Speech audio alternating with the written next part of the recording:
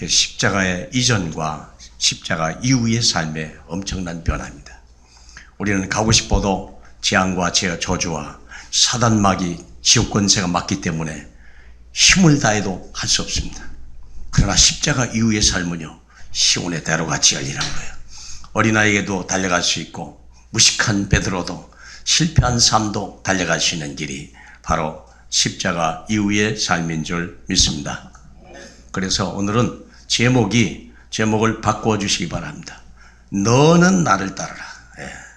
나를 따르라가 아니라 너는 나를 따르라.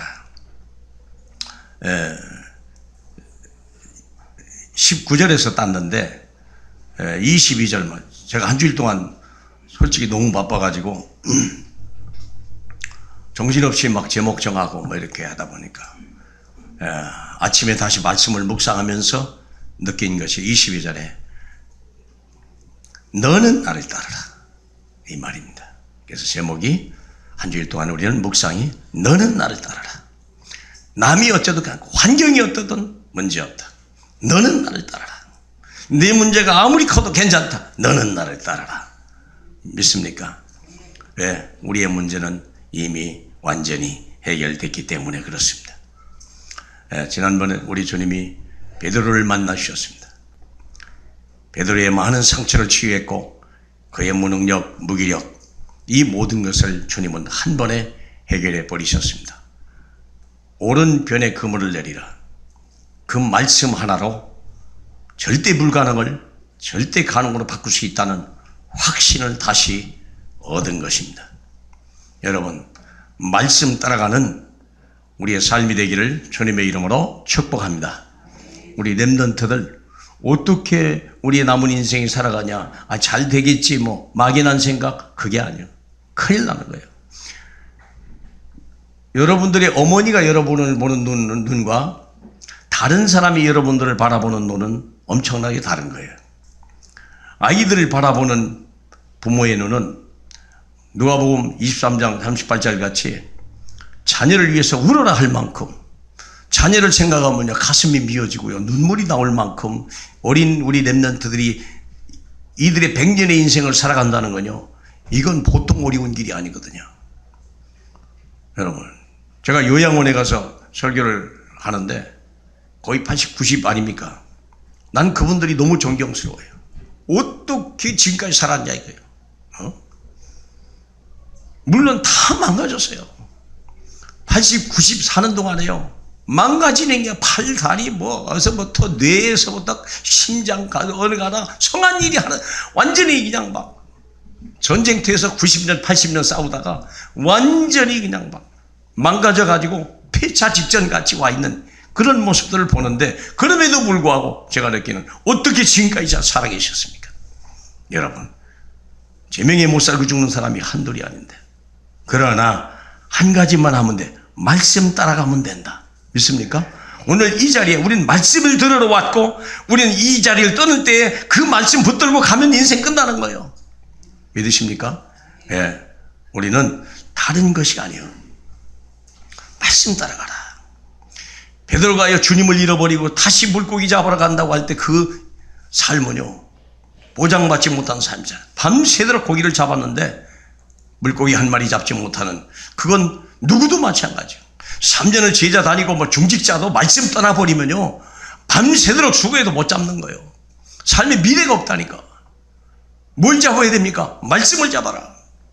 믿습니까? 그 말씀이 나를 살리는 거예요. 말씀이 내 인생을 살려나가는 거예요. 그래서 오늘은 세 가지 주제를 가지고 말합니다. 첫째는 오직의 길, 두 번째는 유일성의 길, 세 번째는 재창조의 길입니다. 이게 문장이 그렇게 나눠져 있더라고요. 제가 붙인 게 아니에요. 원래 있던 말씀을 제가 제목을 붙였을 뿐이에요. 유일성의 길을 가라. 유일성의 길을, 아니 오직의 길을 가라. 우리 인생에 성공하기 위해서는 오직의 길을 가라. 오직이 뭐니? 오직 예수 그리스도 그 길만 따라가라는 거예요. 내가 길이요 진리요 생명이니 나를 믿는 자는 죽어도 산다고 그랬고 멸망하지 않는다고 그랬으니까 나만. 내 인생, 여러분 인생 어떻게 살아요? 예수 따라가면 돼요. 믿죠? 아멘? 예, 아멘. 아이들에게 예수 따라가면 돼요. 근데 예수님이 눈에 보입니까? 못 따라가잖아요. 어떻게 예수를 따라갑니까? 그럼 어떻게 방법은 뭡니까? 말씀 따라가면 돼요. 강단의 말씀을 따라가라. 그리하면 사는 거예요. 좀 앞자리에 앉으시면 좋겠네. 인생의 이 험한 길을 어떻게 따라갑니까? 말씀 따라가세요.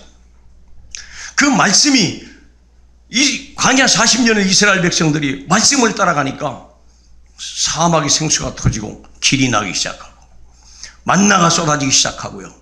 하나님이 응답이 오는 삶이 되는 거예요. 믿으십니까? 말씀 따라가는 삶이 되라. 자, 그게 오직의 길이요. 말씀을, 오늘 지난주의 메시지가 내 양을 먹이라 그랬거든요. 뭘로 먹입니까? 사람이 밥으로만 사는 것이 아니라 하나님의 입에서 나오는 말씀으로 사는 것이다. 예. 짐승은 밥만 있으면 살아요. 그러나 사람은 영혼이 있기 때문에 하나님의 말씀을 들을 때 드디어 생명을 살 수 있는 거예요. 하나님 여러분, 어떻게 하면 내 어린 양을 먹일 수 있는가? 어떻게 하면 어린 양을 먹입니까? 무엇로 먹입니까? 밥으로? 세상은 밥으로 먹인다고 생각해요. 물론 밥도 중요합니다. 그러나 밥을 많이 먹으면 빨리 죽습니다. 돌아가신 양만 보세요. 틀림없이 밥을 오래 드셨어요. 예. 저희 어머니도 95세 살다 가셨는데 밥을 많이 드시니까 가더라고. 예. 근데 생명의 양식은 많이 먹을 필요도 없지만 먹을수록 우리가 은혜가 되고 축복이 되고 영원히 멸망하지 않고 생명을 얻으며 영생 얻고 천국 백성 되는 거예요. 믿습니까? 그래서 오늘 여기 보면 18절에 내가 진실로 진실로 내게 이르노니 네가 젊어서는 스스로 띠띠고 원하는 곳으로 다녔거니와. 젊었다는 말이 뭡니까? 예수 알기 이전에. 젊을 때 예수 알기가 어렵거든요. 예수 알기 전에는 우리가 내 인생을 내가 살아가야 돼요.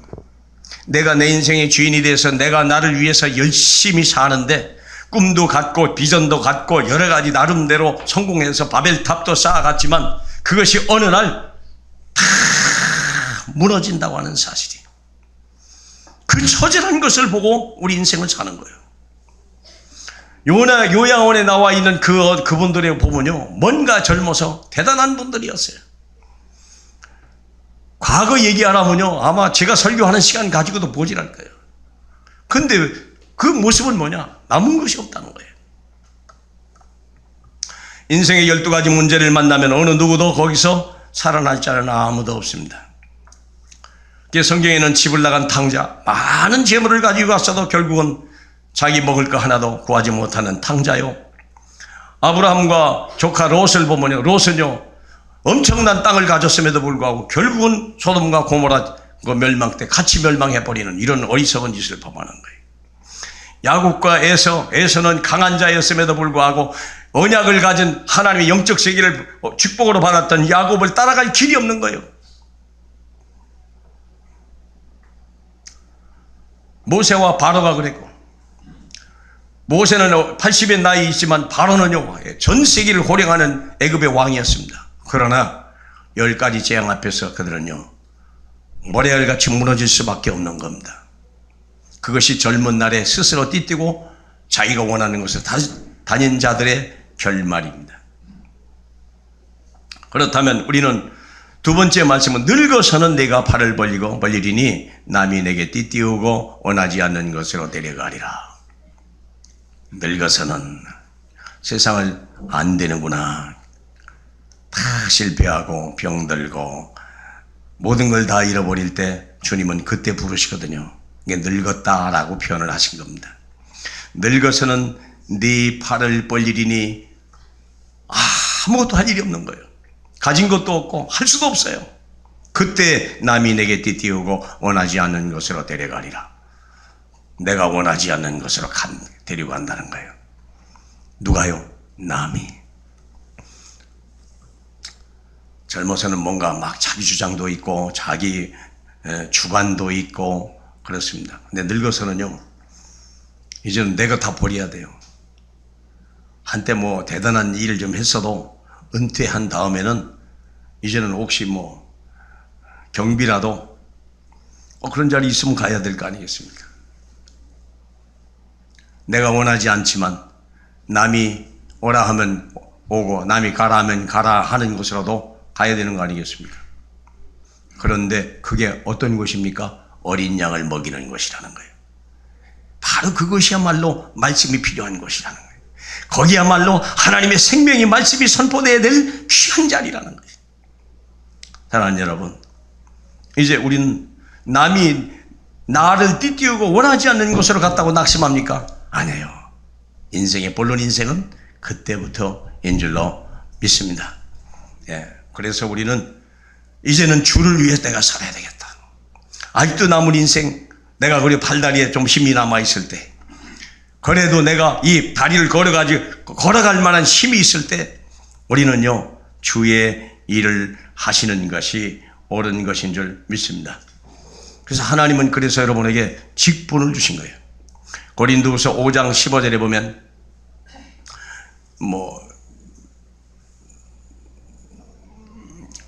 보실 분은 잠깐 보셔도 괜찮을 것 같아요.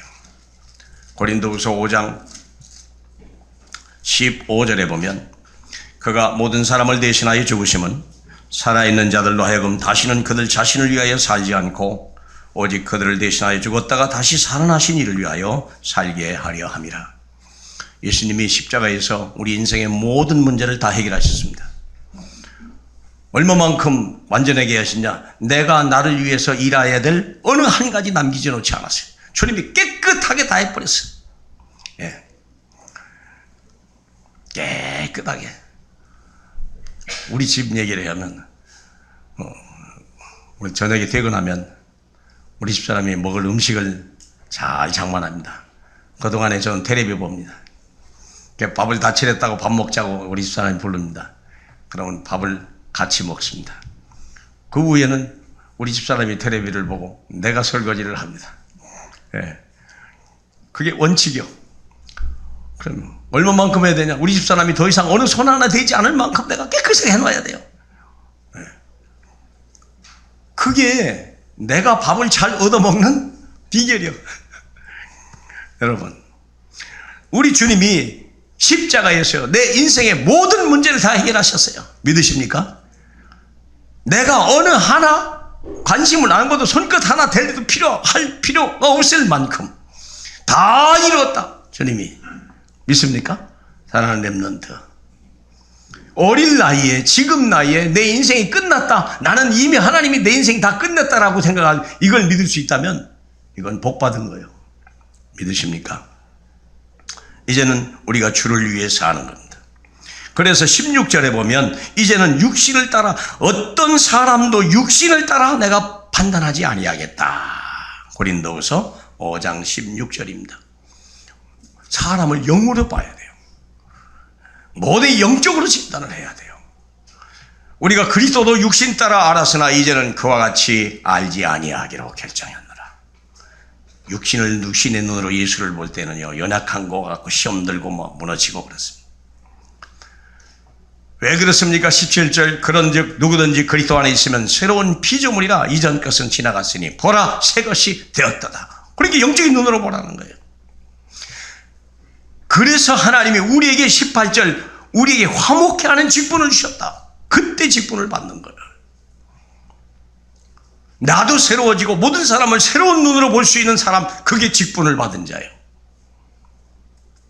무슨 직분입니까? 19절에 화목하게 하는 말씀을 우리에게 부탁하셨느니라. 19절에 마지막에 되어 있죠. 말씀을 부탁하겠습니다.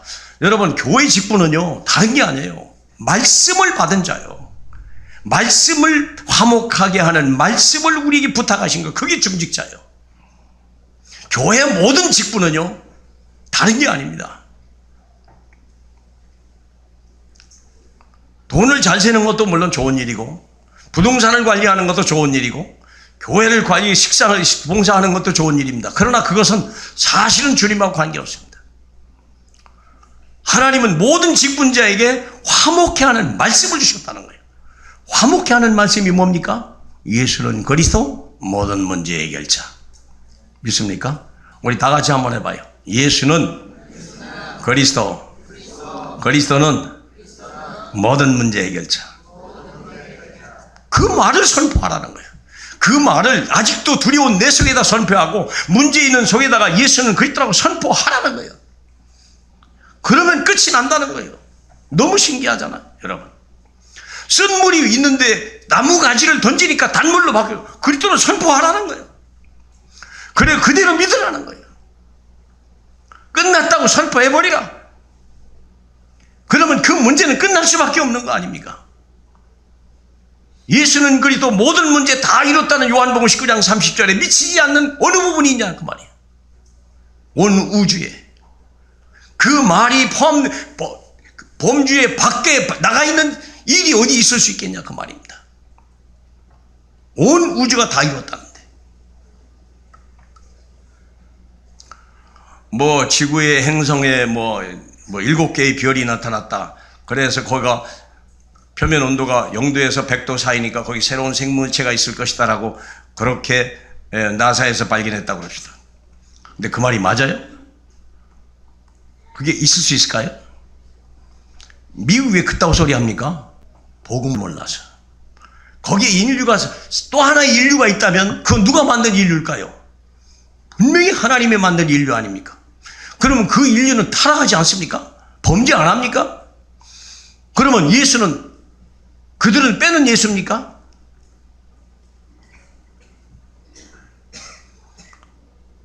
예수는 지구만의 하나님입니까?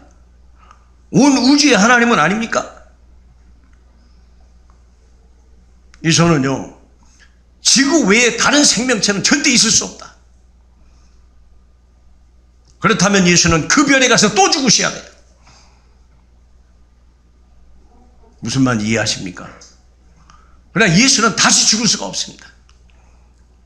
단 1회로 영원히 완전히 확실하게 끝을 내버리기 때문에 그것을 역추한다면 다른 생명체가 있을 수가 없다는 거예요. 다른 생명체가 필요하지 않습니다. 주님은요. 주님은 지구 하나 가지고도 충분하고 이미 2000년이 지난 이후에도 이 지구는 생존해 있는 이유 확실한 더 많은 숫자를 이 지구에서도 충분하기 때문에 믿으십니까? 화목해 하는 말씀을 부탁하는 무슨 화목입니까? 하나님과 우리가 화목해 하는 말씀이요. 그래서 20절 뭐냐니까 그리스도를 대신하여 사신으로 우리를 되었답니다. 여러분. 대사로 그리를 세우셨다는 거예요. 말씀을 가지고 있는 자, 말씀을 증거할 수 있는 사람 얼마만큼 합니까? 죽을 때까지. 오늘 본문을 다시 보면 19절 말씀에 이 말씀을 하시면 오늘 본문입니다. 이 말씀을 하시면 베드로가 어떠한 죽음으로 하나님께 영광을 돌릴 것을 가리키심이라. 젊을 때는 내가 내 원대로 살았지만 늙어서는 하나님의 사람으로 쓰임받는다는 거예요. 언제까지? 죽을 때까지. 죽는 순간에 어디서 어떤 죽음을 가는 것까지도 하나님이 영광을 받으시겠다는 겁니다.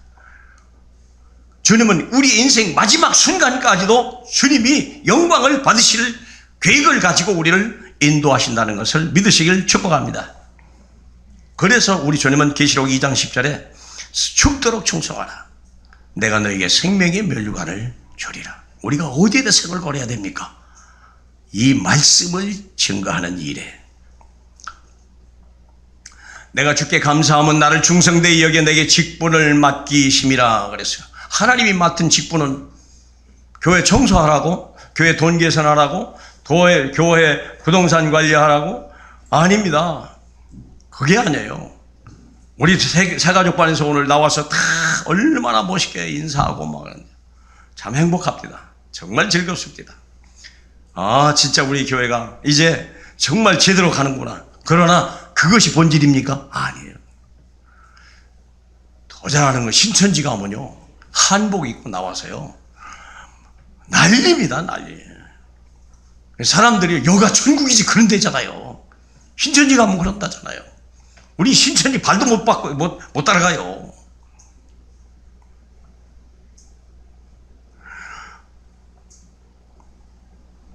중요한 게 뭐죠? 말씀이요. 내 어린 양을 먹일 수 있는 하나님의 말씀. 디모데후서 2장 2절에 보니까 충성된 사람들에게 부탁하라. 그가 또 다른 사람을 가르치리라 그랬어요. 충성된 사람이 누굽니까? 말씀을 가르칠 수 있는 사람이에요. 교회 직분은 말씀을 가르칠 수 있는 사람. 누구에게든지 문제가 오면 그 문제의 원인과 해답을 줄 수 있는 사람.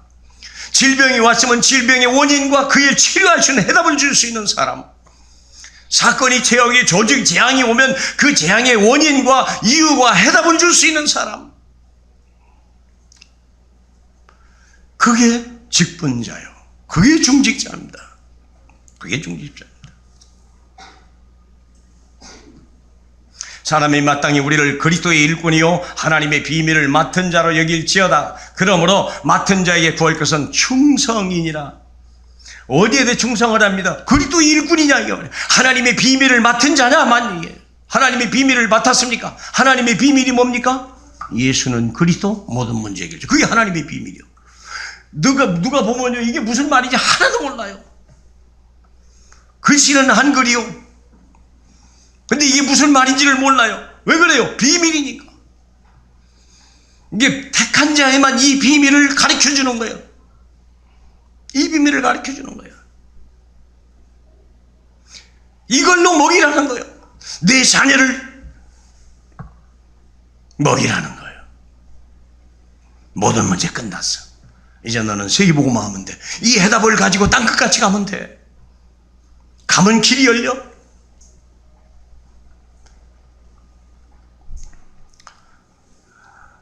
조금 부끄러운 얘기를 좀 해볼게요. 지난주에는 제가 선교대회를 갔다 왔고, 전주에는 저희 어머니 장례를 치렀지 않습니까?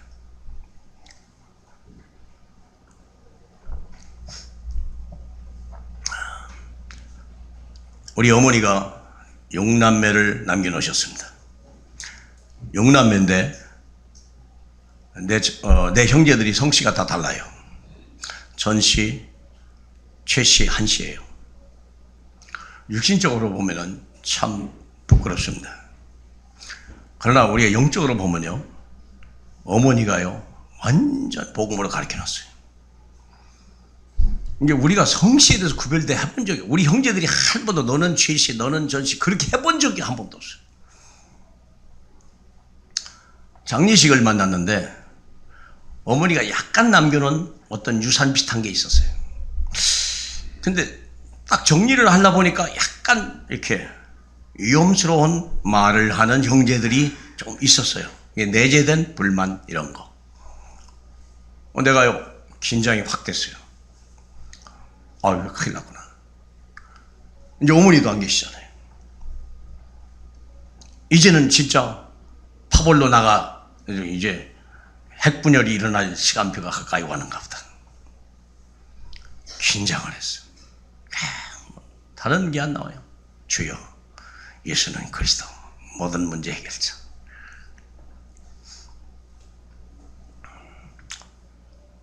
그런데요, 참 뭐 세세하게 다 얘기할 수는 없습니다만요. 지난번에 얘기했잖아요. 내 형제들이요 다 자기 생각 가지고 있고 자기 주관 다 가지고 있는데 내가 장남인데 꺾을 길이 없잖아요. 근데 분명히 문제가 터지겠구나 하는 생각이 딱 들었어요. 재산을 제일 많이 가진 놈이 끝까지 안 나타났던 거예요. 그러니까 얼마나 불만이 많아요. 진짜 자신 역할을 못한 거예요. 그게 결정적인 원인이 그거였어요. 이제 불만. 그걸 어떻게 해소할 건가? 그렇게 하다가 계속 기도만 했는데요, 하나님이 내 동생들의 마음을 다 어루만져 가지고, 제 생각은 이렇습니다. 그러나 형님 말에 따르겠습니다. 세상에 내 동생들이 다 그렇게 하더라는 거예요. 누구의 역사입니까? 하나님의 역사예요. 내가 보고요. 이거 얘기를 하면서 수용을 하면서 이해하면서 했는데요, 그게 오히려 화목해 되는 역사가 일어나요. 화목해 하는 말씀이 나도 모르게 나간 거예요. 그러고 나니까 장례가 끝나고 나서 형제들끼리 우리 어머니 없어도 우리 형제는 절대 헤어지지 맙시다. 우리 동생들이 더 하나 되고. 그걸 보면서요, 세상에 이걸 누가 할 수 있냐 생각해봐요. 여러분, 우리가 다 육신대로 따라가고 하나님이 영을 버리고 영으로 시작했다가 육신으로 끝나는 사람들이 얼마나 많은데, 그게 오직의 비밀이요. 오직 예수 믿습니까? 오직 예수 그리스도. 자, 그렇다면 두 번째 유일성의 길은 뭐냐? 유일성의 길은 20절부터 보면 베드로가 돌이켜 예수께서 사랑하시는 그 제자가 따르는 것을 보니 그는 만찬 속에서 예수의 품에 의지하여 주님을 파는 자가 누구오니까 묻던 자더라. 이에 베드로가 그를 보고 예수께 여짜오되 주님 이사옵니까? 예수께서 이르시되 내가 올 때까지 그를 머물게 할지라도 네게 무슨 상관이냐? 너는 나를 따르라. 우리는 생각할 때 자꾸 다른 사람과 비교하지 않습니까? 문제는 형제 간에 비교해서 나온 문제예요. 조금 전에 우리 가문의 문제는 성씨가 달라서 문제가 아니요, 비교가 돼버린 거예요. 누가 더 많이 받았냐, 누가 조금 받았냐, 그거예요. 별것도 아닌데 또 많이 받은 놈이 또 제 몫을 했더라면 뭐 그걸 문제가 없는데 이게 안 됐네. 주님은 뭐라 하냐? 네게 그게 무슨 상관이냐? 너는 나를 따르라. 이 말의 의미는 뭡니까? 원래 우리는 하나님과 1대1의 관계예요. 1대1의 관계입니다. 창세전부터 하나님은 우리를 선택하셨고, 또 하나님이 성령이 우리에게 임할 때도 각 사람 위에 하나씩 성령이 100% 하나님이 영이 우리에게 각자 머리에 임했다는 것이죠. 믿습니까? 그걸 우리는 믿는 거예요. 이 흙과 같은 우리 인생에 하나님의 영이 완전하게 우리에게 임했다는 거예요. 그래서 하나님은 우리를 1대1로 상대하신다는 거예요. 마귀는 우리를 어떻게 합니까? 자꾸 무리 속에 너는 많은 사람 중에 하나일 뿐이야, 그렇게 생각합니다. 그런데 하나님은 안 그래요. 아니야, 너는 무리 중에 하나가 아니야. 너는 내 생명과 맞바꾼 너 하나밖에 없어. 나는 사마리아 여인에게 우리 주님은 그때야볕에 한 여인을 살리려고 모든 사람이 버린 그 여인을 찾아갔던 거예요. 주님은 1대1입니다. 모든 사람이 버렸던 삭개오, 뽕나무에 올라갔던 삭개오 그 사람 하나를 만나려고 여리고성을 간 거예요.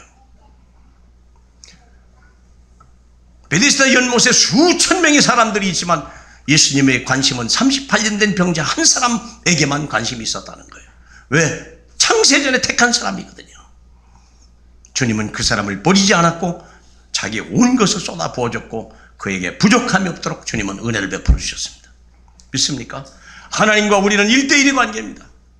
비교할 필요 없습니다. 세상은 비교해야 됩니다. 그러나 하나님과 우리가는 비교할 대상이 아닙니다. 하나님은 나를 위해서 독생자 예수를 주신 것이지 다른 사람을 위해 준 게 아닙니다. 믿습니까? 그러므로 무리 속에 속지 말라. 무리 속에 숨지도 하지 마라. 많은 사람들이 교회에 와가지고 더 뒷자리에 앉아요. 우리 교회는 뭐 적으니까 뭐 그런 일은 없습니다만 큰 교회 보면 등록하지 않고 와서 예배만 드리고 간 사람 허다하다고 합니다. 큰 교회 보면 빌교 60%가 자기 교회 교인이 아니라는 거예요.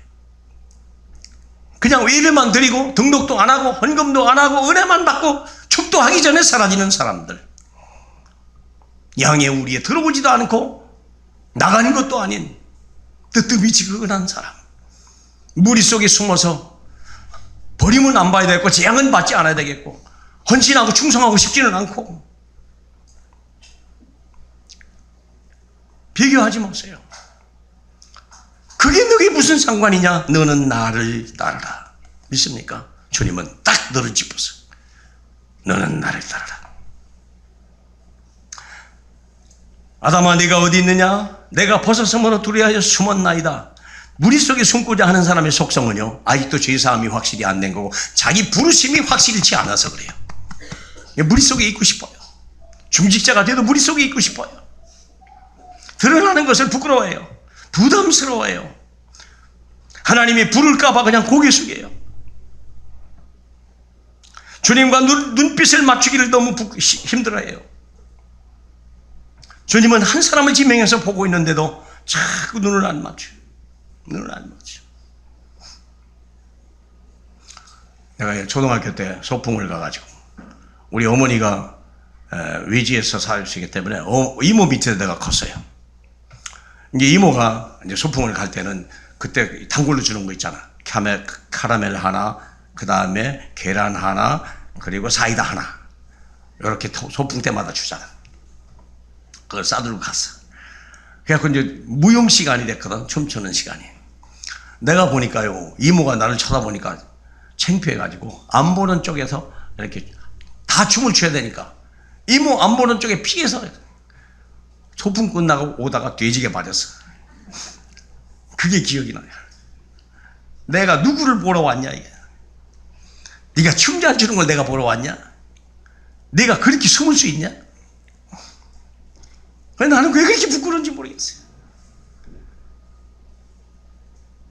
그 이모가 나를 위해서 얼마나 했는데. 그나마 조카라도 좀 이게 이러는 걸 좀 보고 위로받고 싶었는데 요놈이 그냥 숨어버린 거야. 그 옛날에 소풍도 원족이라고 그랬잖아요. 보통 막 8km, 10km씩 갔잖아요. 그 길을 따라와서 조카 한 놈 그거 춤추는 걸 보려고 쫓아왔는데 그게 숨어버리니까 막 속이 상한 거야. 돌아오는데 매 맞으면서 오는 길이 왜 그렇게 길든지 그냥 춤 한번 보여줬으면 되는 건데 내가 자신이 없는 거예요. 내가 자신이 없으니까. 머릿속에 숨지 말기를 주님의 이름으로 축복합니다. 예. 우리 카톡에도 보면 머릿속에 숨어있는 분들도 몇 분이 있어요. 그 마음을 알아요. 조장이 나오라고 할까봐 그냥 자기 이름 부를까봐 그냥 혹시 막 두렵고 그러시지 않습니까? 주님은 우리를 지명하여 부른 줄 믿으시길 바랍니다. 너는 내 것이라. 내가 너를 지명하여 불렀나니 너는 내 것이라. 자신감을 가지셔야 돼요. 믿습니까? 너는 나를 따르라. 가장 죄를 많이 지었던 이 베드로를 주님은 3번이나 하고 너는 나를 따르라. 그 길을 거절할지 없지 않습니까? 마지막으로 재창조의 길입니다. 우리가 오직 예수가 알고 하나님이 그를 위해서 나를 불렀다는 것과 이제 하나님이 내게 재창조의 사명을 주셨다는 사실입니다. 24절입니다. 같이 봐요. 이 일들을 정언하고 이 일들을 기록한 제자가 이 사람이라 우리는 그의 증언이 참된 줄 아노라. 이 책을 쓴 사람이 누구라고요? 요한. 이 요한의 말이 참된 줄을 아노라.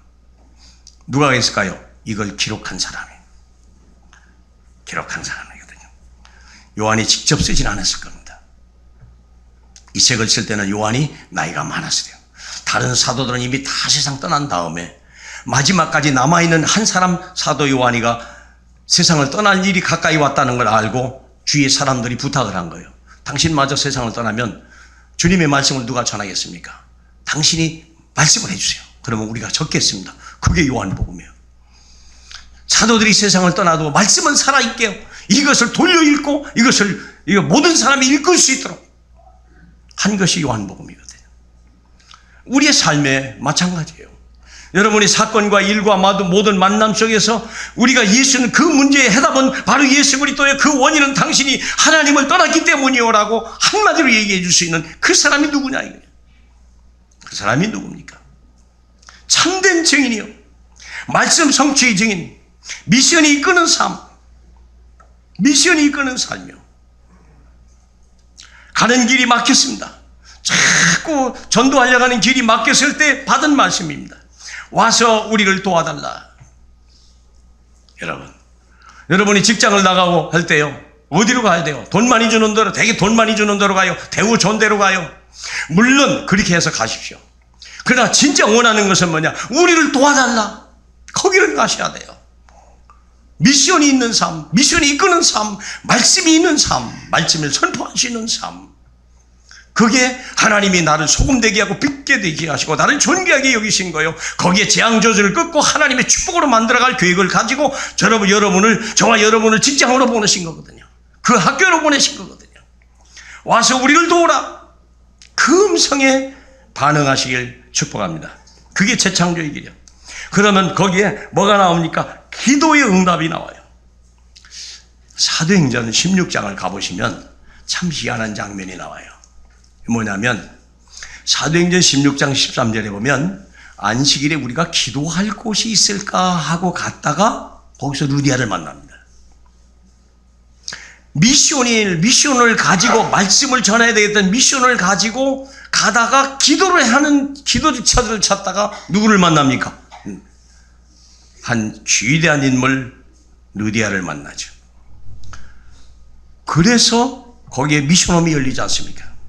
근데 16절을 또 보면요, 우리가 기도하는 것을 찾는데 이제는 누구를 만났냐? 점치는 귀신 여종 하나를 만난 거예요. 이제는 전혀 반대의 사람을 만난 거예요. 기도하다가 말씀을 가지고 이 말씀을 어디에 선포할까 하다가 기도를 하다가 한 번은 루디아를 만나고 두 번째는 귀신 들린 여자를 만난 거예요. 아닌 줄 알았어요, 처음에. 근데 이 여자가 계속 귀신 괴롭히니까 귀신을 쫓아내버린 거예요. 이게 화근이 됐네. 그래가지고 감옥에 가가지고 매를 실컷 맞고 감옥에 간 거 아닙니까? 성령님도 잘못 받은 겁니까? 아니에요. 우리는 기도는 다른 게 아니에요.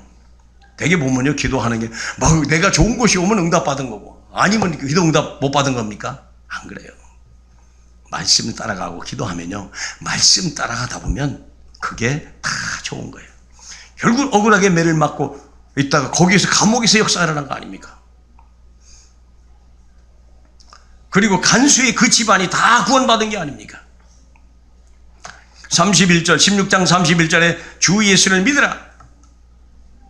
그리하면 너와 내 집이 구원을 받으리라 하고 주의 말씀을 그 사람과 그 집의 모든 사람에게 전하더라. 뭘 줬다고요? 말씀이 있는 삶이 되길 바라고, 말씀에 이끌리는 삶이 되길 바라고, 말씀을 선포하는 자리에 설 수 있는 하나님의 사람이 되기를 주님의 이름으로 축복합니다. 우리는 그렇게 부름을 받은 거예요. 그게 교회 직분입니다. 그래서 결론입니다. 우리는 캠프의 인생을 살아가는 겁니다. 캠프는 하나님이 우리를 복되이 부르신 삶입니다.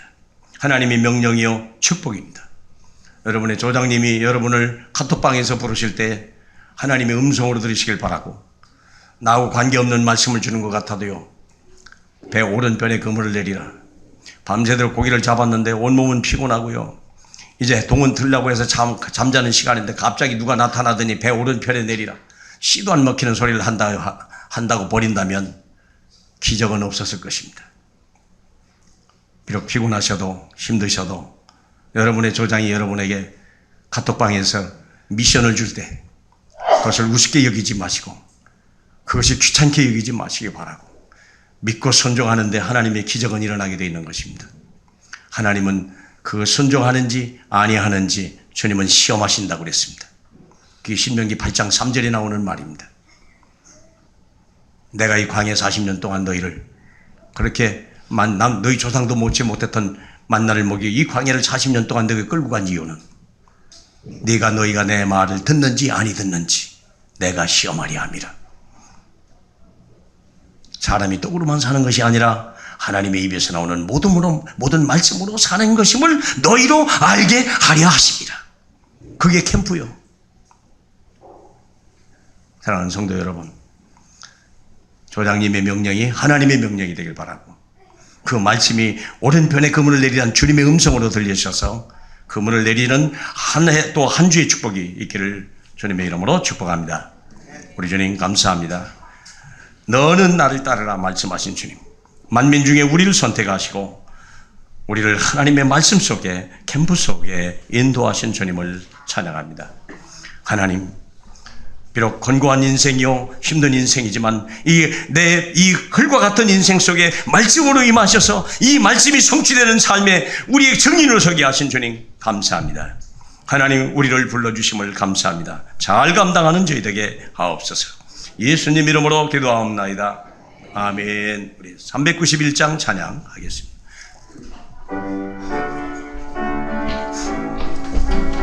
둘째 절 부를 때 헌금하겠습니다. 놀라운 그 새 주